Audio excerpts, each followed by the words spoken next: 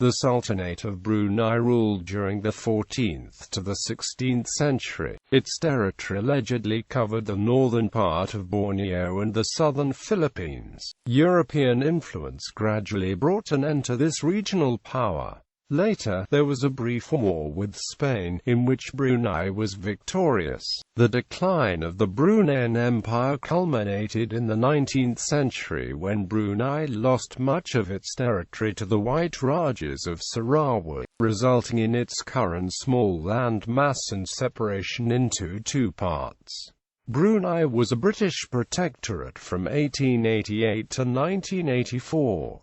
Before the Sultanate, the history of Brunei before the arrival of Magellan's ships is based mostly on speculation and the interpretation of Chinese sources and local legends. Historians believe that there was a forerunner to the present-day Brunei Sultanate. One possible predecessor state was called Vijayapura, which possibly existed in northwest Borneo in the 7th century. It was probably a subject state of the powerful Srivijaya Empire based in Sumatra. Another possible predecessor state was called Poni. By the 10th century, Poni had contacts with first the Song dynasty and at some point even entered into a tributary relationship with China. By the 14th century, Poni also fell under the influence of the Javanese Majapahit Empire. The Book of Nagarakretagama, Canto 14, written by Prapanka in 1365, mentioned Berun as a vassal state of Majapahit. However, this may have been nothing more than a symbolic relationship, as one account of the annual tribute owed each year to Majapahit was a jar of areca juice obtained from the young green nuts of the areca palm. Chinese settlement and the Kanabatangan. The greater part of the official historical record for early Brunei until the arrival of Pigafetta is based on legends and assumptions.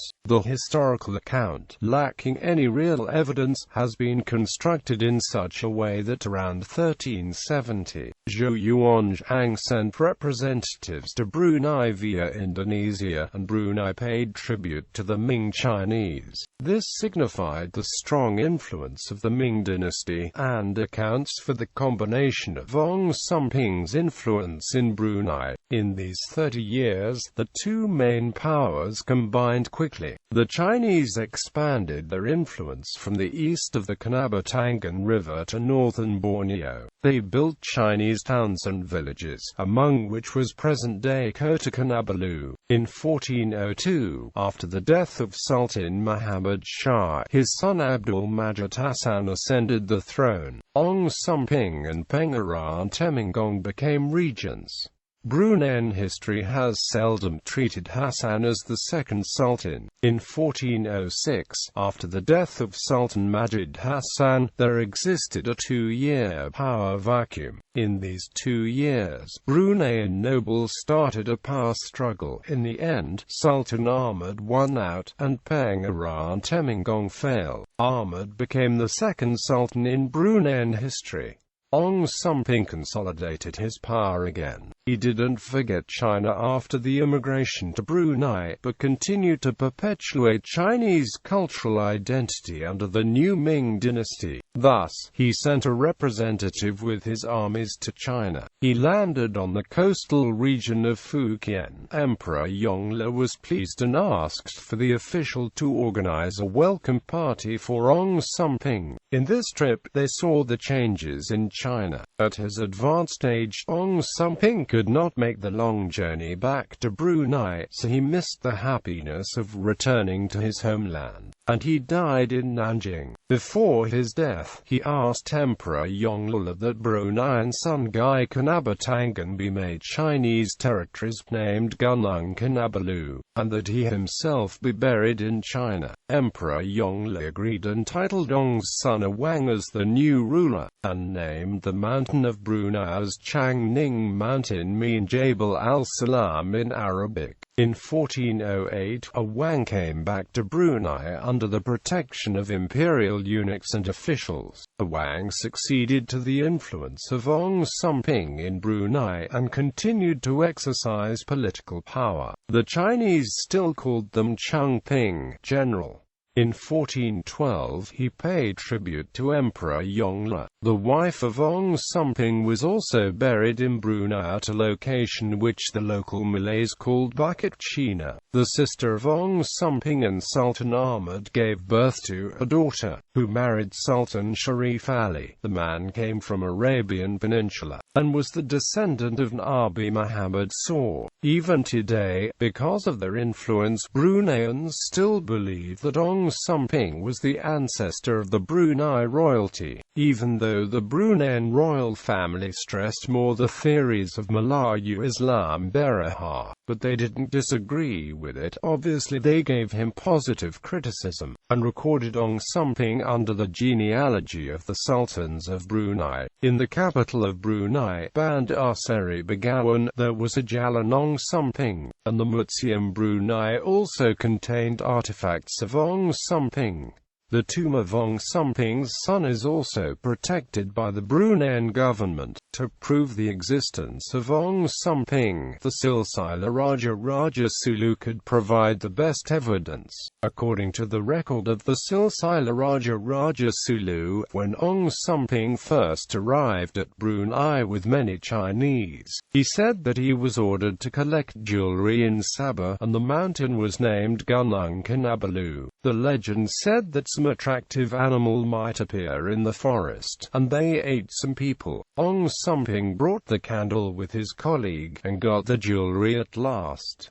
Ong Sumping got a daughter, who married Sultan Ahmad in 1375. The kingship was handed down 20 times until now. The daughter of Sultan Ahmad married with Sultan Sharif Ali, and came to the throne. He was the ancestor of today's Sultan Haji Hassanal. According to this record, Ong Sumping didn't become Sultan, but his daughter was married to the Sultan, and he became the Sultan's father-in-law. Bruneian royal houses adopted the maternal succession system. It is known for certain that his maternal granddaughter became the Queen of Sultan Sharif Ali. However, it is believed that the year might be in 1375, not in the Yuan dynasty, but in the 8th year of Emperor Hongwu. Conversion to Islam and the Golden Age.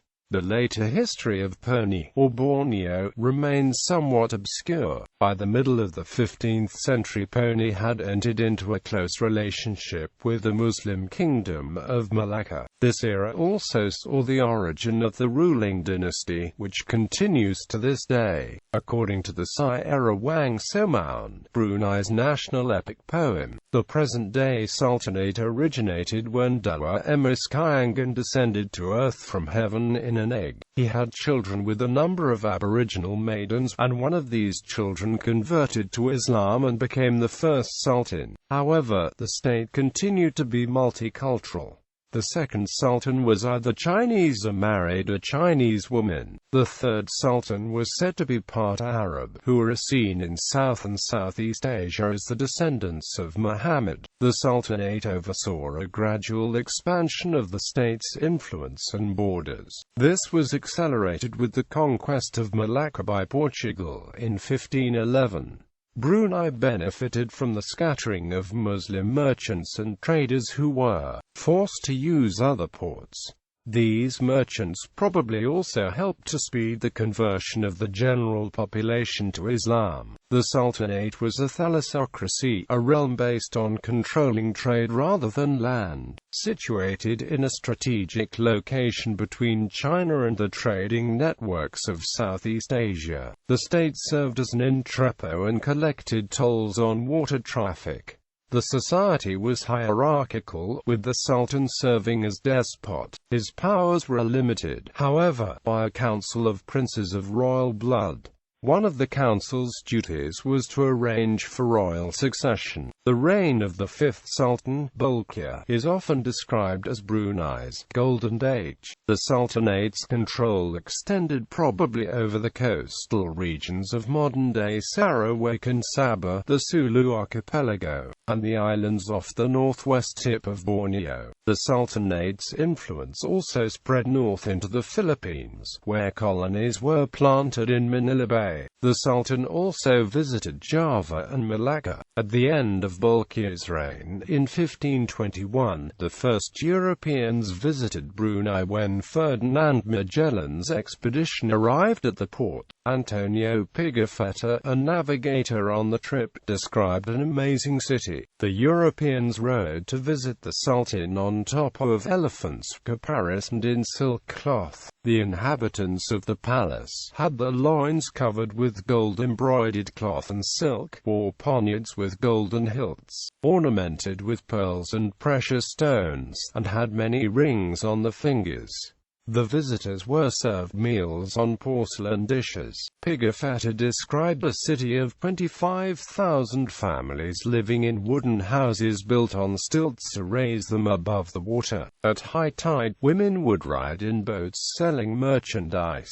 The Sultan's palace was surrounded by brick ramparts and protected by numerous brass and iron cannons. This prosperous era continued through the reign of the ninth Sultan, Hassan, who is credited with developing an elaborate royal court structure, elements of which remain today. Relations with Europeans. Brunei's relations varied with the different European powers in the region. The Portuguese, for the most part, were more interested in economic and trading relations with the regional powers and did little to interfere with Brunei's development. This does not mean that relations were always cordial, such as in 1536 when the Portuguese attacked the Muslims in the Moluccas and the ambassador to the Brunei court had to leave because of the Sultan's hostility. The Portuguese also noted that the Sultanate was heavily involved in the region's politics and wars, and that Brunei merchants could be found in Liga and Siam. Relations with Spain were far more hostile. From 1565 on, Spanish and Brunei forces engaged in a number of naval skirmishes, and in 1571 the Spanish succeeded in capturing Manila from the Brunei aristocracy that had been established there. Brunei raised several large fleets with the intention of recapturing the city, but the campaigns, for various reasons, never launched. In 1578, the Spanish took Sulu and in April attacked and captured Brunei itself, after demanding that the Sultan cease proselytizing in the Philippines and, in turn, allow Christian missionaries to be active in his kingdom. The Spaniards withdrew after suffering heavy losses due to a cholera dysentery outbreak. They were so weakened by the illness that they decided to abandon Brunei to return to Manila on the 26th of June 1578, after just 72 days.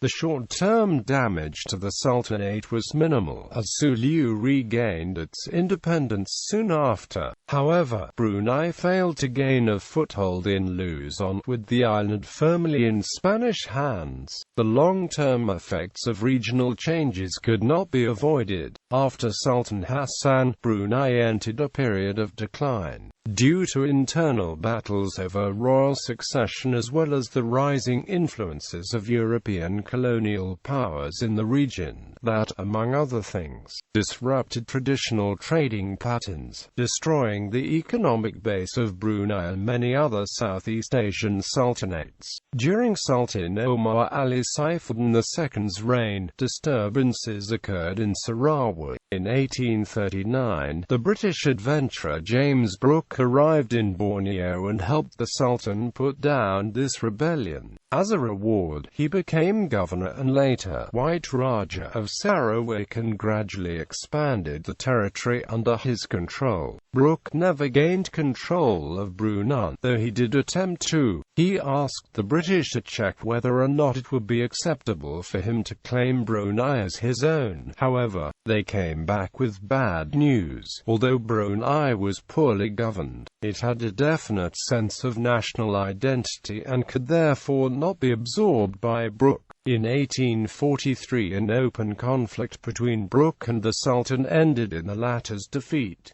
The Sultan recognized Sarawak's independence. In 1846, Brunei town was attacked and captured by the British, and Sultan Saifuddin II was forced to sign a treaty to end the British occupation of Brunei town. In the same year, Sultan Saifuddin II ceded Labuan to the British under the Treaty of Labuan. In 1847, he signed the Treaty of Friendship and Commerce with the British, and in 1850, he signed a similar treaty with the United States. Over the years, the Sultans of Brunei ceded further stretches of territory to Sarawak. In 1877, stretches to the east of the capital were leased to the British North Borneo Chartered Company.